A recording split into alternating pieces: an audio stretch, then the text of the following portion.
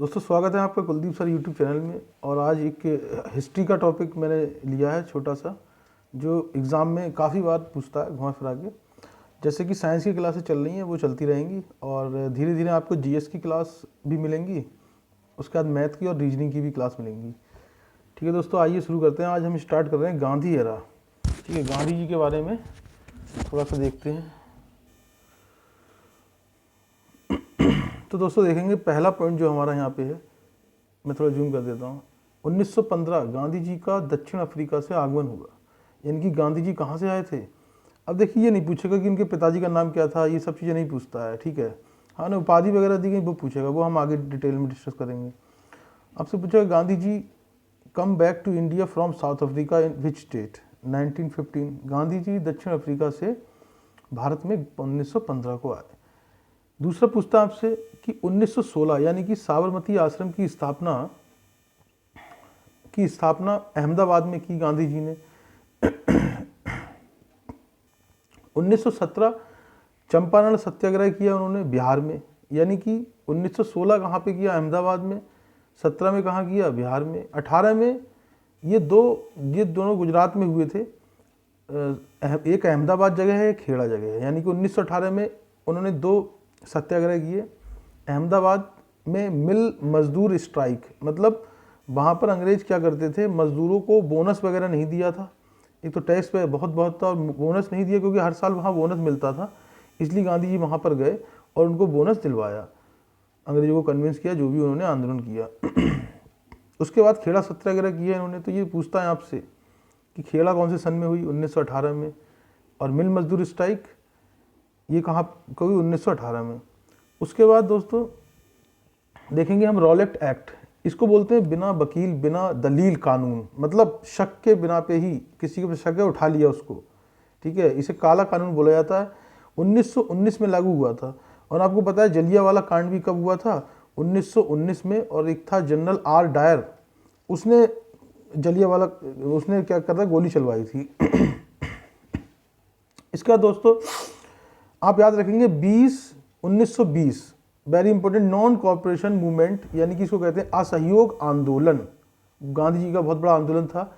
लेकिन 1922 में चौरी चौरा घटना, एक चौरी चौरा जगह है, ठीक है, चौरी चौरा जगह है एक, वहाँ पे गांधी जी, वहाँ पे क्या हुआ, विद्रोह हो गया बहुत ज़्यादा। तो Gandhi ji give back movement, Gandhi ji ने आंदोलन वापस ले लिया। तो आपसे पूछेगा कि चौरी चौरा घटना कब हुई, 5 फरवरी 1922। इंपॉर्टेंट है इसलिए मैंने डेट लिख दी है। और उसके बाद असहयोग आंदोलन वापस कब लिया, 1922 में। अब आपसे पूछता है, ये थोड़ा इससे हटके है बट इंपॉर्टेंट है, 1923 स्वराज पार्टी की स्थापना हुई। एस्टेब्लिशमेंट ऑफ स्वराज पार्टी कहाँ पर हुई, इलाहाबाद में हुई। इसके नेता कौन थे, सीआर दास और मोतीलाल नेहरू। उसके बाद देखेंगे 1924 में गांधी दास पैक्ट। गांधी और दास ये साथ में नेता थे, अलग हो गए थे, लेकिन बाद में समझौता हो गया। देन 1924 में आईएनसी यानी कि इंडियन नेशनल कांग्रेस, भारतीय राष्ट्रीय कांग्रेस का कर्नाटक अधिवेशन। अब देखिए दोस्तों, मैंने क्यों लिया इसको, आपसे पूछेगा कि जो 1924 का अधिवेशन है उसमें गांधी जी पहली बार अध्यक्ष बने थे। लेकिन अगर आपसे पूछता है कि पहली बार किस साल में गांधी जी ने अधिवेशन में भाग लिया, तो हम लिखेंगे कितना दोस्तों, 1901। वेरी इंपॉर्टेंट, ठीक है, कन्फ्यूजन होना है।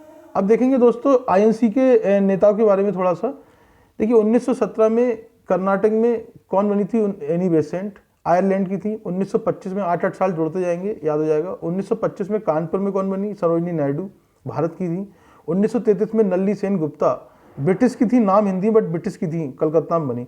तो आपसे पूछेगा पहली जो भारत की जो आईएनसी कांग्रेस की प्रेसिडेंट थी वो कौन थी, सरोजिनी नायडू। आपसे पूछेगा कि कर्नाटक में कौन बनी, एनी बेसेंट। फर्स्ट फॉरेनर आपसे पूछे पहली विदेशी, तो कौन हो गई, ब्रिटिश, यानी कि नल्ली सेन गुप्ता। अब देखेंगे दोस्तों,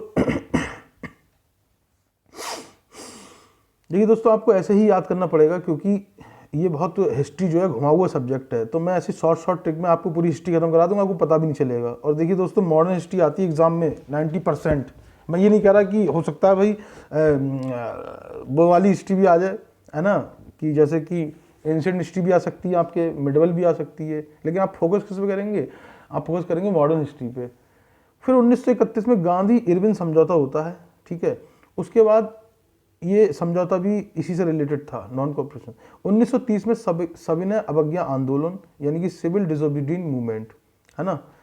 उसके बाद ये नमक का उससे रिलेटेड 1931 में गांधी जी ने दूसरी गोलमेज सम्मेलन में भाग लिया। अब आपसे पूछेगा दोस्तों कि गोलमेज सम्मेलन पहली सम्मेलन 1931-30 में, दूसरी 31 में, ये लिख दिया उसने, तीसरी 32 में।